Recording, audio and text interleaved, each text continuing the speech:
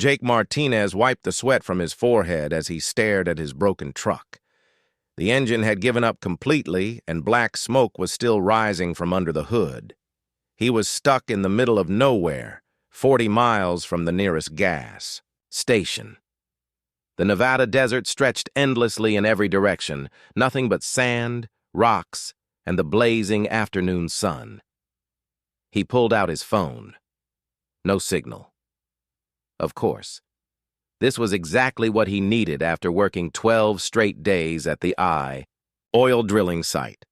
All he wanted was to get home, take a hot shower, and sleep for 20 hours. Instead, he was stranded in one of the hottest places on Earth.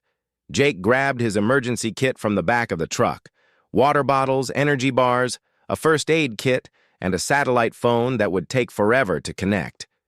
He'd worked in remote locations long enough to know you never traveled without backup plans. His grandfather always said, "Better to have it and not need it than need it and not have it." While waiting for the satellite phone to find a signal, Jake noticed something strange in the sky. A bright streak of light was moving across the blue afternoon sky, much too slow to be a shooting star. It looked like it was falling, getting bigger and brighter. Then it disappeared behind a rocky ridge about a mile away. Well, that was weird, Jake said to himself. He'd seen plenty of military jets in this area, but this looked different. The light had an unusual color, almost silver blue, and it moved in a way that didn't seem right for any aircraft he knew. The satellite phone finally beeped. Jake called his supervisor and explained the situation. Help would come, but it would take at least 3 hours.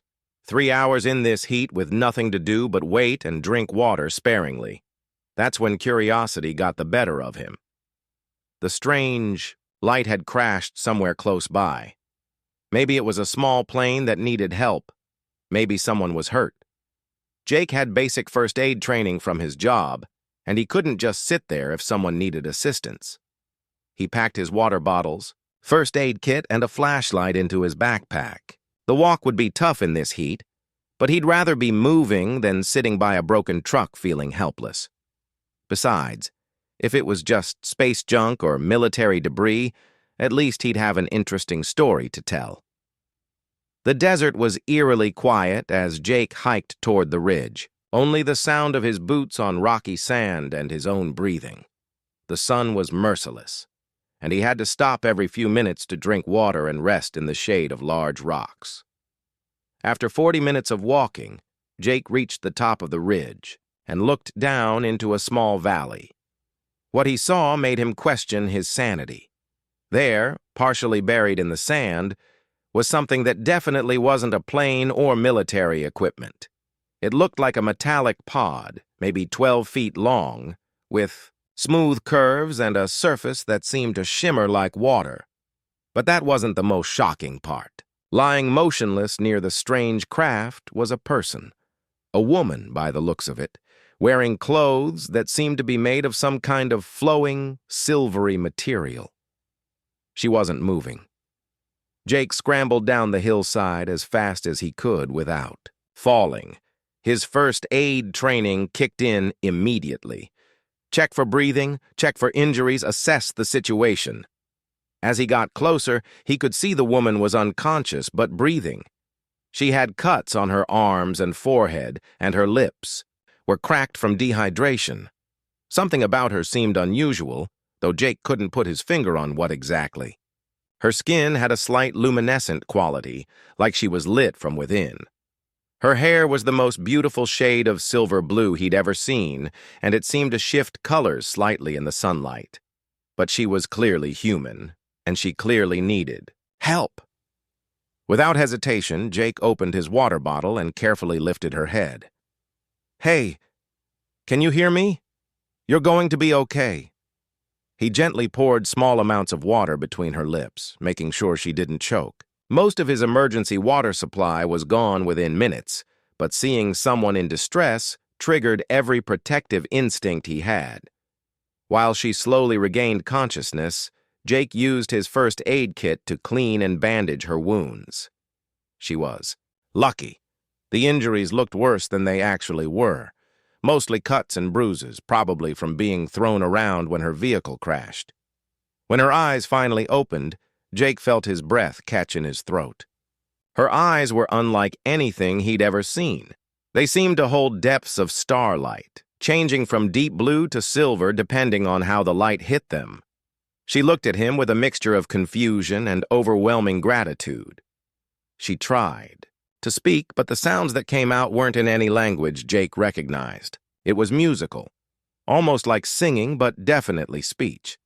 She seemed frustrated that he couldn't understand, so she pointed to herself and made sounds that might have been her name.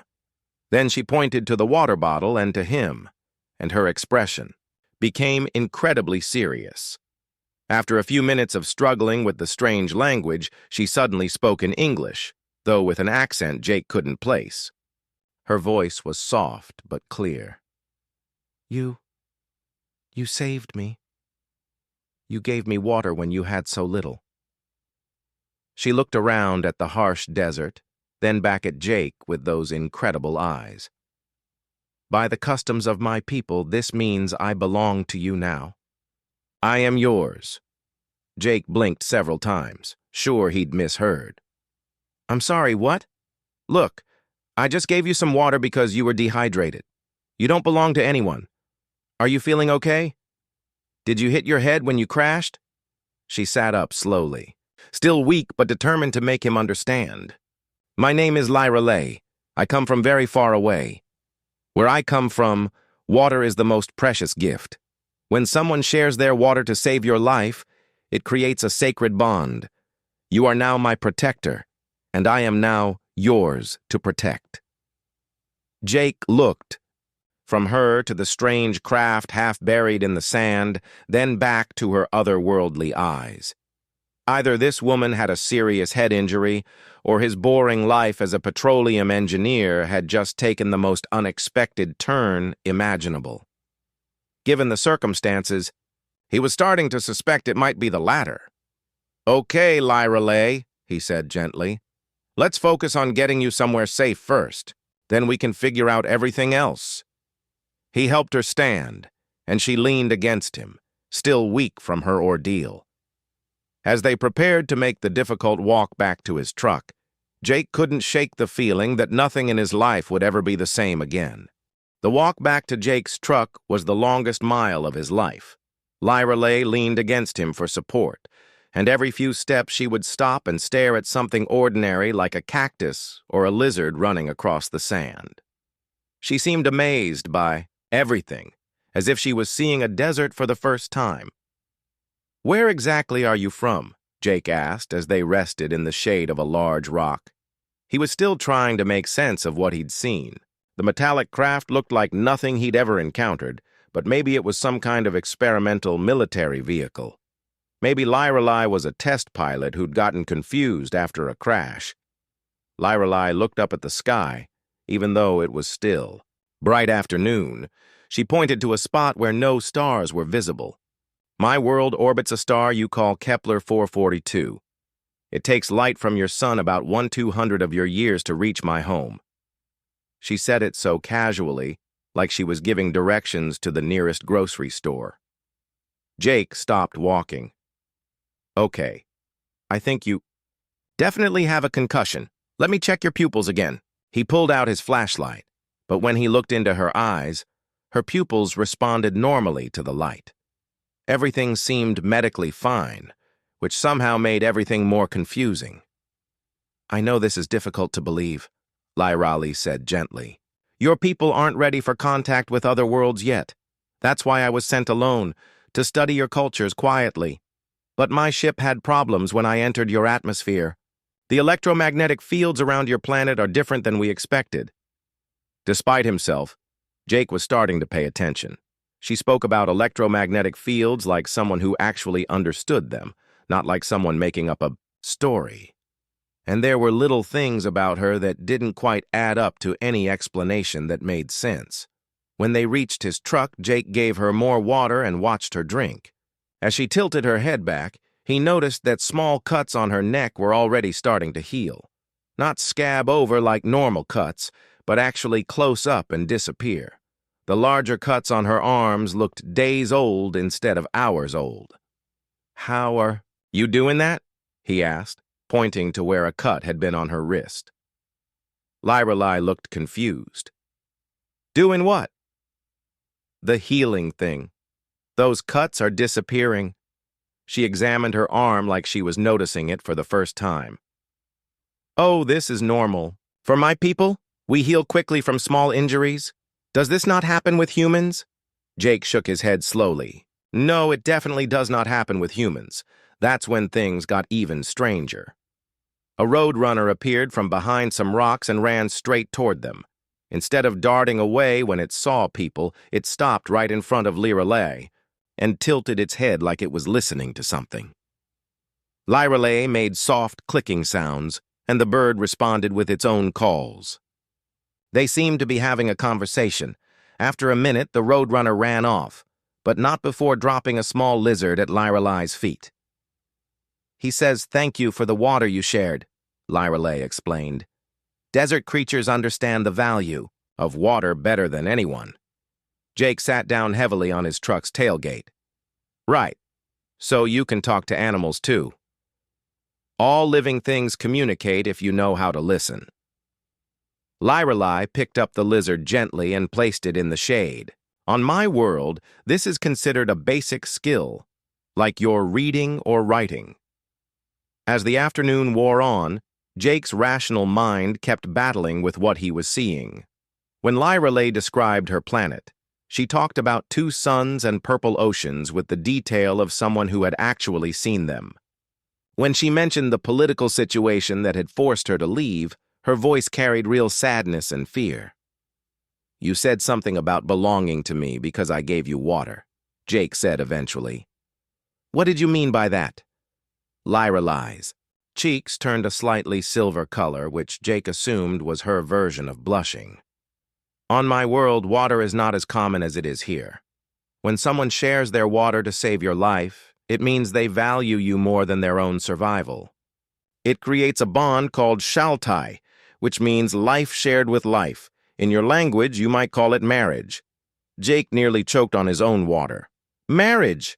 I just gave you a drink because you were dehydrated. That's what any decent person would do. But you were stranded in the desert with limited water," Lorelei pointed out. "You gave me most of your supply when you could have kept it for yourself. By my people's understanding, this means you chose my life over your own safety. This is the deepest form of commitment possible." "Okay, but that's your culture, not mine," Jake said, trying to be gentle but firm. "I was just helping someone who needed help. That doesn't mean we're married or that you belong to me. People don't belong to other people." Lorelei looked genuinely puzzled. "Then how do your people show ultimate commitment to each other?" Jake thought about it. "Well, we date first, get to know each other, fall in love, then maybe get married. But both people have to choose it freely, and even then, it's about being partners, not owning each other. So, you must choose to care for someone before you save their life?" This concept seemed to fascinate her. "How do you know if someone is worth saving if you don't know them yet? You save people because they're people, because life has value." Lorelei was quiet for a long time, processing this. "Your species is more generous than mine," she finally said. "We save those who are precious to us. You save everyone, even strangers." Just then, flowers began blooming around Jake's truck. Actual flowers growing up through the sand in the middle of the desert. Small blue ones that seemed to glow softly in the fading sunlight. "Are you doing that?" Jake asked, though he already knew the answer. "It happens when I'm happy," Lorelei admitted. "I cannot control it when I feel strong emotions. I am sorry if it disturbs you." Jake watched more flowers bloom in a circle around where they sat. Despite everything his logical mind was telling him, he found himself believing her story. The evidence was literally growing around his feet. "So what happens now?" he asked. "If you're really from another planet, don't your people expect you back?" Lorelei's expression grew sad. They expect me to complete my mission and return to fulfill an arranged union with someone I do not wish to be bonded to.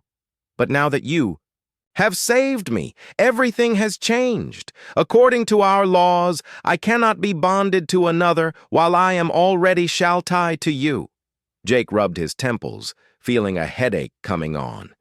His simple act of kindness had apparently created an interstellar incident, and despite how crazy everything was, he was starting to care what happened to this strange, beautiful woman who made flowers bloom in the desert. The sound of approaching vehicles interrupted his thoughts. Help was finally coming, but Jake had a feeling his problems were just beginning. The rescue truck that arrived wasn't what Jake expected.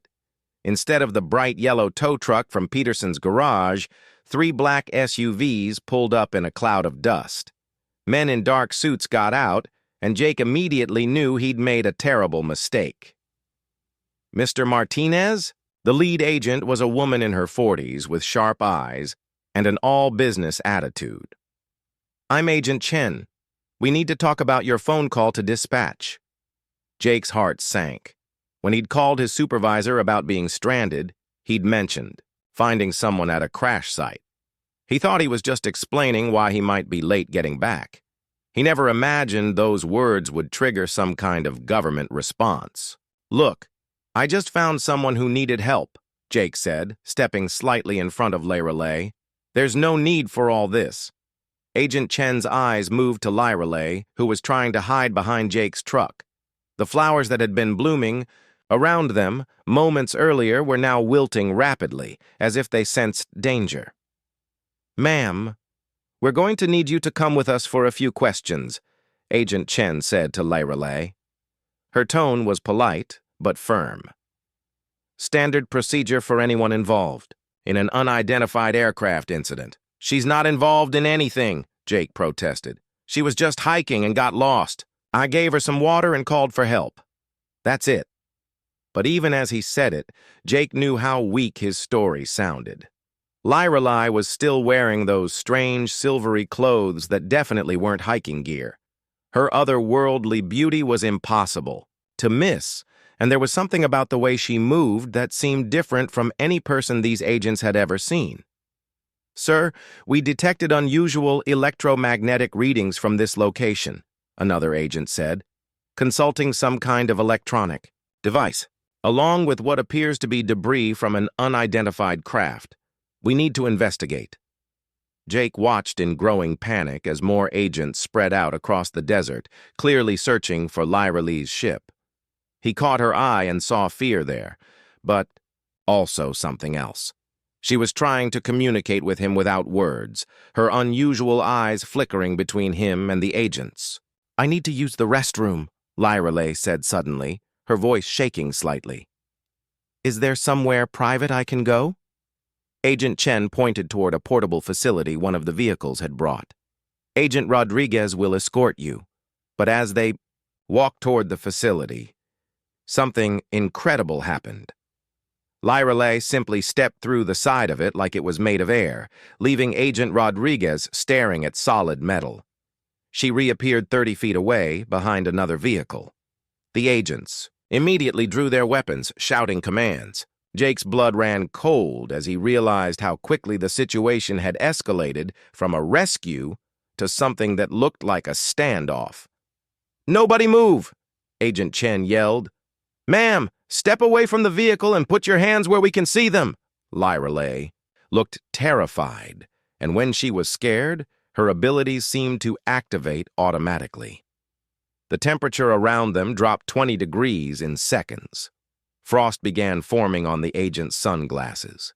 The electronic devices they were carrying started beeping wildly and then went silent. "She's not dangerous," Jake shouted, stepping between the agents and Lorelei. "She's just scared. Lower your weapons."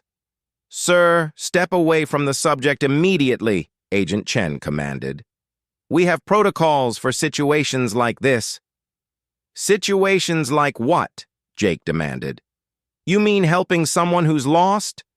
Agent Chen's expression was grim.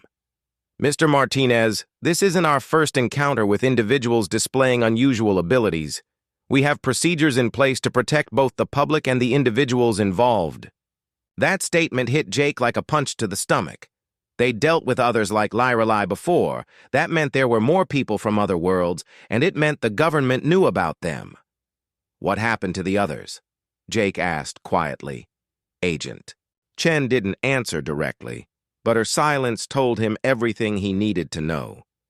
Jake felt a surge of protective anger that surprised him. He barely knew Lorelei, but the idea of her disappearing into some government facility made his chest tight with worry. Meanwhile, Lorelei was backing toward the desert, her fear making the air around her shimmer like a heat mirage. Jake could feel emotions that weren't his own flooding his mind. Her terror, her confusion, her desperate desire to flee, but also her unwillingness to leave him behind. "You can hear my thoughts," Jake said to her, understanding flooding through him. It wasn't a question. Lorelei nodded, tears streaming down her face. "The shale tie bond. It grows stronger when one of us is in danger. I am so sorry, Jake. I never meant to bring trouble to your life." Agent Chen was speaking rapidly into her radio, calling for backup and what sounded like specialized equipment. More vehicles were approaching in the distance, kicking up dust clouds on the horizon. "We need to go," Lorelei whispered in Jake's mind. "They will separate us. They will study me like an animal in a cage, and they will make you forget you ever met me." Jake felt his world tilting. Everything he'd believed about his government, his country, his reality was crumbling around him. But looking at Lorelei's frightened face, only one thing mattered. "Can you get us out of here?" he asked quietly. "If you trust me completely, yes. But once we leave this way, there will be no going back to your normal life. They will hunt us." Jake looked around at the agents surrounding them, at the approaching vehicles, at Agent Chen, who was clearly preparing to separate them permanently. He thought about his quiet life, his steady job, his small apartment that he'd never see again. Then, he looked at Lorelei, this incredible person who had literally fallen from the stars into his life. Someone who made flowers bloom in the desert and shared her thoughts with him. Someone who needed his protection. "I trust you," he said aloud. Agent Chen spun toward them, realizing something was happening. "Don't do anything stupid, Martinez." But it was too late. Lorelei reached for Jake's hand, and the moment their fingers touched, the world around them became translucent. Jake felt like he was dissolving and reforming at the same time. The agent's shouts became distant echoes. When the sensation stopped, they were standing on a cliff 5 miles away, looking down at the tiny black vehicles in the desert below. Jake's truck looked like a toy from this distance. "How did you do?" "That?" Jake gasped, still feeling dizzy from whatever had just happened. "Matter is mostly empty space," Lorelei explained, looking exhausted from the effort. "My people learned long ago how to move between the spaces. But it takes great energy, and I cannot do it again for many hours." Jake watched the government, vehicles spreading out in search patterns below them. His old life was definitely over. He was now officially on the run from his own government, protecting someone they considered either a threat or a prize. The strange thing was, he didn't regret it. For the first time in his life, he was doing something that felt truly important, something that mattered more than drilling schedules and equipment maintenance. "So what do we do now?" he asked. Lorelei squeezed his hand, and he felt her gratitude and determination through their strange connection. "Now we disappear, and I tell you the real reason I came to your world." 3 weeks of hiding in remote desert locations taught Jake more about survival than his entire life up to that point. Lorelei knew things about finding water and edible plants that seemed impossible, but then again, everything about her seemed impossible. They'd been moving constantly, staying in abandoned mining shacks, empty park ranger stations, and caves that Lorelei somehow knew were safe. She had an incredible ability to sense when helicopters or search teams were getting close, giving them just enough time to disappear before being spotted. "How do you always know when they're coming?" Jake asked one evening as they sat around a small fire in a hidden canyon. They'd been sharing stories about their different worlds, and Jake was starting to understand just how extraordinary his companion really was. "Your people use machines that send out signals," Lyreley explained, poking at the fire with a stick. "Those signals feel like someone shouting in a quiet library, very obvious once you know what to listen for."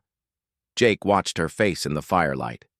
Over the past weeks, he'd learned that she was incredibly intelligent, surprisingly funny, and had a way of seeing beauty in things he'd never noticed before. She could spend an hour watching ants work together or get excited about the way morning light hit a cactus flower. "There's something I need to tell you," Lyreley said suddenly, her voice becoming serious, "about why I really came to your world." Jake had been wondering when this conversation would happen. In quiet moments, he'd caught glimpses of sadness. In her thoughts, memories of something that had driven her to risk everything by leaving her home. "I wasn't just an envoy studying Earth cultures," she began, staring into the flames. "I was running away. On my world, marriages are arranged to create political alliances between territories. My family controls resources that another powerful family wants access to." She paused, gathering courage to continue. "Lord Vextar is a cruel leader who has been expanding his territory through force. He demanded a union with me to gain control of my family's water and energy sources. If I had agreed, he would have had enough power to dominate our entire planet." Jake felt anger building in his chest, some of it his own and some of it bleeding through their mental connection. "So you ran away rather than marry someone horrible?" "I tried to escape to the outer settlements, but Vexatar's ships followed me. My only choice was to leave our solar system entirely. Earth was the closest habitable world, and your people weren't supposed to be advanced enough to detect my ship." She smiled sadly. "I did not plan for your planet's unusual electromagnetic fields or for crash landing in a desert, and definitely didn't plan on meeting a guy who'd share his water with a stranger," Jake added. Lyreley's expression softened. "No, I did not plan for that. Where I come from, such kindness between strangers is rare. Most people would have left me to die rather than risk their own survival." They sat in comfortable silence for a while, both lost in thought. Jake was processing the fact that he'd somehow become involved in what amounted to interplanetary politics. Lyreley was wanted by a tyrant who would use her to oppress millions of people. "What would happen if you went back?" Jake asked. "If I returned unmarried, Vextar would simply force the union anyway. My people's laws say that a woman cannot refuse a marriage alliance if it serves the greater good." Her voice became bitter. "Of course, Vextar gets to decide what serves the greater good. But you're not unmarried," Jake pointed out. "You said we're bonded according to your customs." Lyreley looked at him with surprise. "You still think of our shall tie as real, even though it was created by misunderstanding?" Jake had been thinking about this question for weeks. Maybe it started as a misunderstanding, but it doesn't feel like one anymore. It was true. Somewhere between escaping government agents and learning to survive in the wilderness together, Jake had fallen completely in love with Lyreley. Not just with her otherworldly beauty or amazing abilities, but with her curiosity about everything, her gentle way with animals, and her determination to protect people she'd never met from a tyrant's rule. "I feel the same way," Lyreley whispered, and Jake realized she'd been listening to his thoughts. "But our feelings do not change the situation. Vexatar will not accept our bond as legitimate since you are not from our world." Their peaceful moment was interrupted by a familiar sensation. Lyreley's head snapped up, her body tensing like a deer sensing danger. "They found us again," she said. "But something is different this time. There are two groups approaching from different directions." Jake quickly put out the fire and grabbed their emergency packs. They'd gotten good at leaving no trace behind, but as they prepared to move, lights appeared in the sky above them.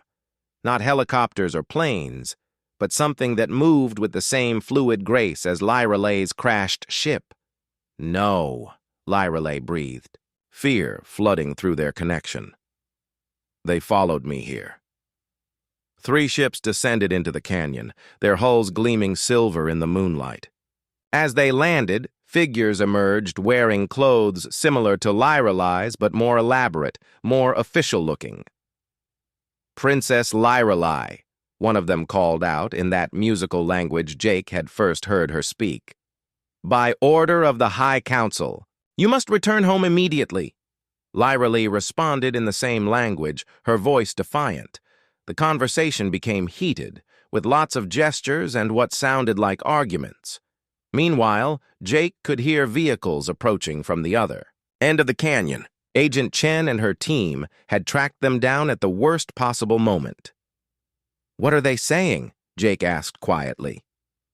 They say my absence has created a crisis, Lyrale translated, still arguing with the newcomers. Vextar is claiming I was kidnapped and is using it as an excuse to attack my family's territory. People are dying because of my choice to run away. Jake's heart sank. He'd known their time together couldn't last forever, but he'd hoped they'd have longer to figure out a solution. They're offering compensation to your people, Lyrale continued.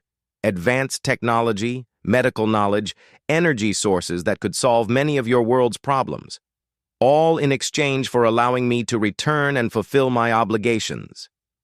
The Bab. Government vehicles had reached the canyon entrance. Bright lights swept across the rocky walls as agents moved into position. Jake and Lyrale were trapped between 2 groups who both wanted to separate them. There has to be another way, Jake said desperately. Some solution that doesn't involve you sacrificing your happiness for politics. One of Lyrale's people, who seemed to be their leader, approached Jake directly. When he spoke, it was in accented but clear English. Human, we appreciate your care for the princess, but you do not understand the consequences of keeping her here. Millions will suffer if she does not return. Jake looked between the alien official, the approaching government agents, and Lyrale's frightened face. Everything he'd learned about leadership during his years managing drilling crews told him that the best solutions usually came from thinking outside the box. What if she returns but not as Vextar's prisoner? Jake asked. What if she comes back with a better offer? An alliance that doesn't require her to marry someone she doesn't love? The alien leader looked intrigued despite himself. What kind of alliance could you possibly offer? Jake took a deep breath, about to suggest something that would change his life forever. A formal diplomatic relationship between our worlds, with me as Earth's first ambassador. Before anyone could respond, Agent Chen's voice echoed across the canyon through a loudspeaker. This is the United States government. Everyone needs to remain calm and prepare for peaceful contact. Lyrale grabbed Jake's hand as the 3-way standoff intensified. Whatever happened next would determine the fate of both their worlds.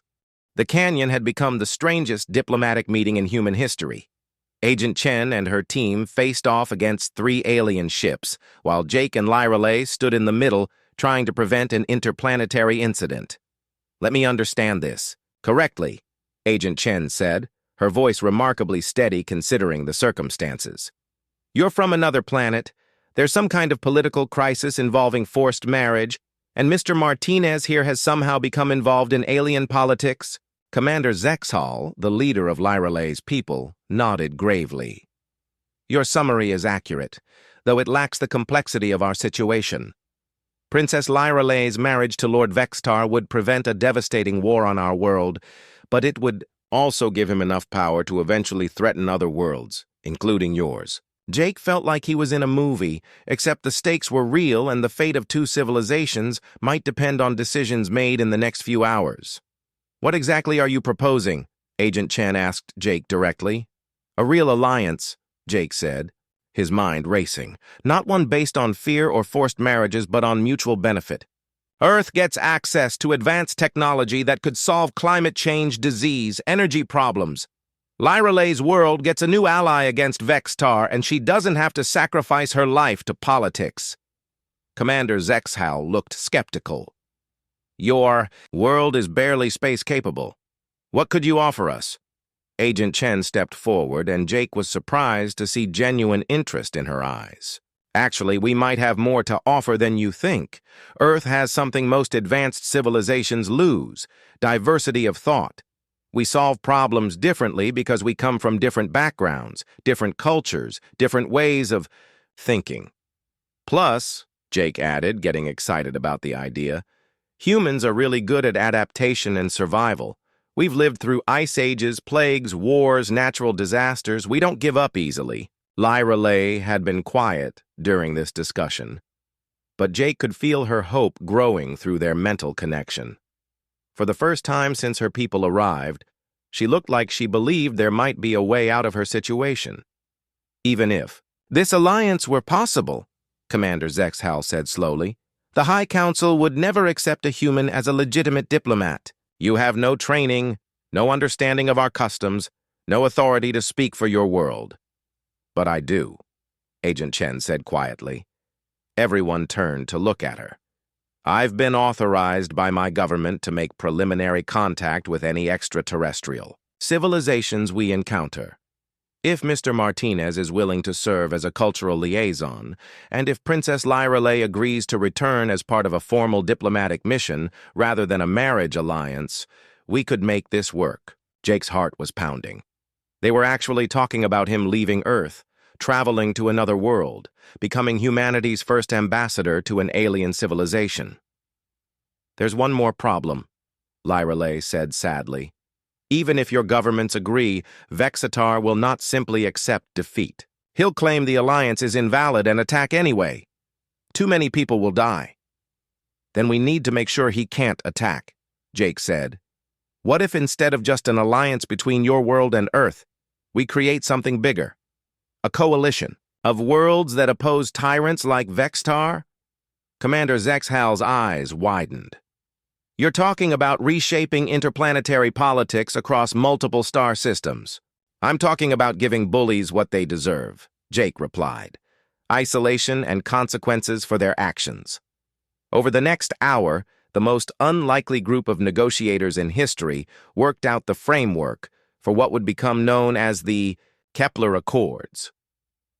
Earth would provide human ambassadors and unique perspectives on conflict resolution. Lyra Lay's world would share advanced technology and serve as a bridge to other civilizations. Together, they would build a network of worlds, committed to preventing aggressive expansion by tyrants like Vextar. But the personal cost was enormous. Jake would have to leave everything behind, his job, his family, his entire world, to make this work. And there was no guarantee he'd ever be able to return to Earth. I need to know, Jake said to Lyra Lee privately as the officials worked out details.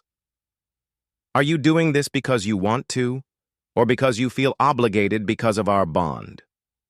Lyra Lee took his hands in hers, and he felt the full depth of her emotions through their connection. Love, gratitude, hope, fear, determination, all mixed together in a way that was uniquely hers. I am doing this because for the first time in my life I get to choose, she said. And I choose you. I choose us. I choose the possibility that love can be stronger than politics. As dawn broke over the canyon, Jake stood looking at Lyra Lay's repaired ship. It was beautiful in the morning light, all flowing curves and surfaces that seemed to shift color with the changing sky. In a few hours, he would either board that ship and leave Earth forever, or watch it disappear into the stars without him. Agent Chen approached him with a satellite phone. Your family is on the line. We've told them you're being offered a unique government position that requires extended travel. They don't need to know the full details yet. Jake talked to his parents, his sister, his few close friends. He told them he loved them, that he was doing something important, and that he'd find a way to stay in touch. He couldn't explain that extended travel meant 40 light-years away. When he hung up, Lyra Lee was waiting for him by the ship's entrance. She'd changed into traveling clothes that looked like they were made of liquid starlight. "Are you ready?" she asked. Jake looked around the canyon where his old life had ended and his new one was about to begin. He thought about his small apartment, his predictable job, his quiet life that had been completely ordinary until 3 weeks ago. Then he thought about Lyra Lie, about the possibility of preventing wars across multiple worlds, about becoming humanity's voice in a galaxy full of wonders he'd never imagined. "I'm terrified," he admitted. "I don't know anything about being a diplomat or living on an alien world or any of this." "I was terrified when I crashed in your desert," Lyra Lie replied. "But you saved me anyway. Now we save each other." Jake reached into his pocket and pulled out the same water bottle he'd used to save Lyra Lie's life. It was empty now, but it had started everything. He looked at it for a moment, then handed it to Agent Chen. "Make sure this gets to the Smithsonian someday," he said, with a note that says, "Sometimes the smallest acts of kindness change everything." Then he took Lyra Lee's hand and stepped into the ship. As they lifted off, Jake watched Earth shrink below them until it was just a blue dot among countless stars. He was leaving behind everything he'd ever known, but he wasn't afraid anymore. He was holding the hand of someone who'd made flowers bloom in the desert just by being happy. Whatever challenges waited among the stars, they'd face them together. The last thing he saw before the ship jumped to light speed was Agent Chen waving goodbye from the canyon floor, still holding his water bottle. Then Earth was gone, and Jake Martinez, petroleum engineer turned interplanetary ambassador, began the greatest adventure in human history. Sometimes the universe has a sense of humor. Sometimes a broken truck in the Nevada desert leads to saving 2 worlds. And sometimes when you give water to a stranger, you end up changing the fate of the galaxy. But mostly, sometimes love really is the most powerful force in the universe.